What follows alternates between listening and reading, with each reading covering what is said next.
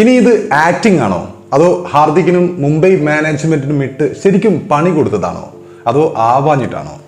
രോഹിത് ശർമ്മ ഇങ്ങനെ സ്പിന്നർമാർക്ക് മുന്നിൽ പതറിയൊരു ഇന്നിങ്സ് നമ്മൾ ഈ അടുത്ത കാലത്തൊന്നും കണ്ടതായി ഓർമ്മയേയില്ല. ഇതേ മനുഷ്യൻ തന്നെയാണ് ഏകദിനത്തിൽ എതിർ ബോളർമാരെ ബ്രൂട്ടലി കശാപ്പ് ചെയ്ത് 264 എന്ന unbelievable, unattainable, unbreakable mammoth score നേടിയത് ഒരു ഇന്നിങ്സിൽ. ഇതേ മനുഷ്യൻ തന്നെയാണ് ഒരു ലോകകപ്പിൽ സെഞ്ചുറികൾ 5 അടിച്ചിട്ടത്. ഇതേ മനുഷ്യൻ തന്നെയാണ് 35 പന്തിൽ എണ്ണം പറഞ്ഞ T20 സെഞ്ചുറി അടിച്ചത്. അയാളാണ് ഇങ്ങനെ പതറി വിഷമിച്ച് കഴിഞ്ഞ മത്സരത്തിൽ നാണം കെട്ടു നിന്നത്. One of the worst ever innings of Rohit Sharma.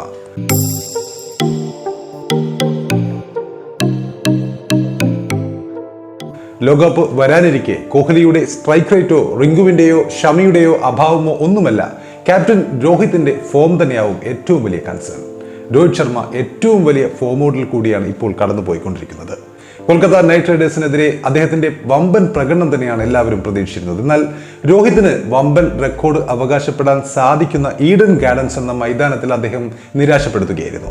158 runs വിജയലക്ഷ്യത്തിലേക്ക് ഇറങ്ങിയ മുംബൈക്കായി 24 പന്തിൽ 19 റൺസാണ് അദ്ദേഹത്തിന് നേടാനായത്.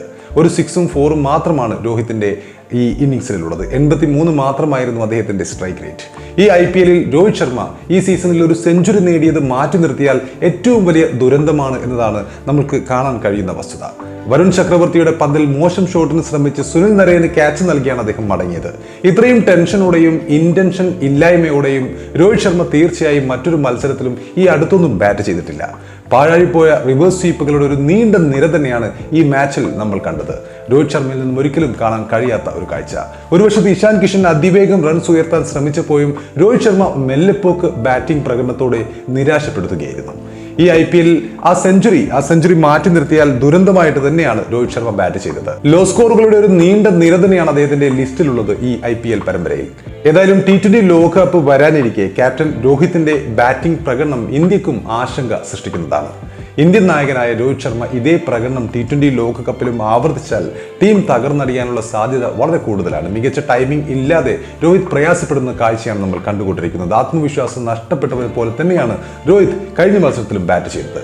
പവർ പ്ലേ മുതലാക്കാൻ ഒരു മത്സരത്തിൽ പോലും ഈ IPL രോഹിത്തിന് സാധിച്ചിട്ടില്ല എന്ന് വേണം പറയാൻ. അതുകൊണ്ട് തന്നെ രോഹിത്തിനെതിരെ ട്രോളുകളും ഇപ്പോൾ സോഷ്യൽ മീഡിയയിൽ ഉയർന്നുകൊണ്ടേയിരിക്കുന്നുണ്ട്. ഈ സീസണിലെ അവസാന 6 മത്സരങ്ങളിൽ 2 തവണ മാത്രമാണ് രോഹിത് ശർമ്മ 2 അക്കം കടന്നത്. 6, 8, 4, 11, 4, 19 എന്നിങ്ങനെയാണ് രോഹിത്തിന്റെ അവസാന 6 മത്സരങ്ങളിലെ സ്കോറുകൾ. KKRനെതിരെ സീസണിൽ ആദ്യം നേർക്കുനിരത്തിയപ്പോൾ 12 പന്തിൽ 11 റൺസാണ് അദ്ദേഹത്തിന് നേടാനായത്. ഇപ്പോൾ ഇതാ 2ാം തവണ മുഖാമുഖം എത്തിയപ്പോൾ 24 പന്തിൽ 19 റൺസുമായി വീണ്ടും നിരാശപ്പെടുത്തുകയായിരുന്നു. മുംബൈയെ വലിയ സമ്മർദ്ദത്തിലേക്ക് തള്ളിവിടുന്ന പ്രകടനമാണ് ഓപ്പണിംഗിൽ ഇറങ്ങി രോഹിത് ശർമ്മ കാഴ്ചവെച്ചത്. ഈ സീസണോടെ രോഹിത് ശർമ്മ ഒരുപക്ഷെ മുംബൈയിൽ നിന്നും പടിയിറങ്ങുമെന്ന അഭ്യൂഹങ്ങളും ശക്തമാണ്. പക്ഷേ ഈ ഒരു ഫോമിൽ, അദ്ദേഹത്തിന്റെ കരിയറിന്റെ ഏറ്റവും ലോ ആയിട്ടുള്ള ഈ ഒരു ഫോമിൽ അദ്ദേഹത്തെ വാങ്ങുന്ന ഏത് ടീമും 2 വട്ടം ആലോചിക്കുമെന്ന് ഉറപ്പാണ്.